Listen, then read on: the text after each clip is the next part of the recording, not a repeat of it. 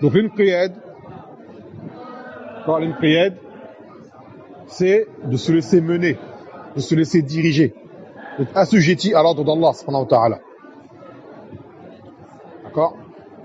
Tout comme tu verras, on en a parlé dans les lois universelles et physiques, tout est soumis à ces lois.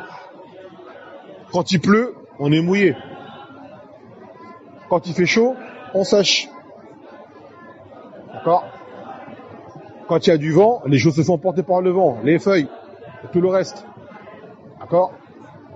Tout ce qui est métaux, c'est conducteur de chaleur, d'électricité. Tout ça, il n'y a pas de khilaf par rapport à ça. Tout ça est soumis au d'Allah Azza wa Jal. On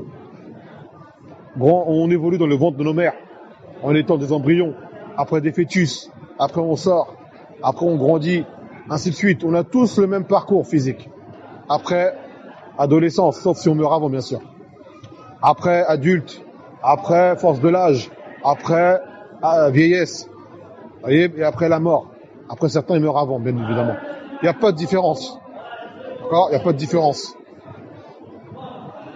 On a les cheveux blancs. On a besoin de manger pour vivre. On a besoin de boire pour vivre.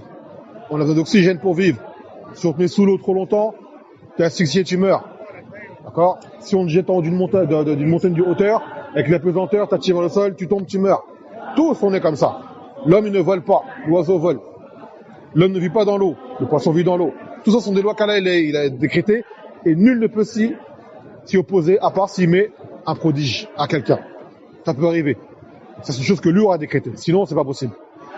Ouais, il a attendu de toi, en tant que mu'min, que ta soumission à ta religion soit comme la soumission de ton corps aux lois physiques. Que tu n'as pas le choix. Sauf que Allah Azza wa Jal a mis en toi le choix. Mais comme on a parlé, ce choix ne t'est pas permis. Mais il est là. C'est une épreuve pour toi. Comme dans le hadith de Nabi sallallahu alayhi wa sallam, lorsqu'on lui a dit, choisis entre le lait et l'alcool. Un verre de lait et un verre d'alcool. Choisis entre les deux. Il avait le choix. Ça, c'était avant que l'alcool ne soit interdit. Qu'est-ce qu'il a fait?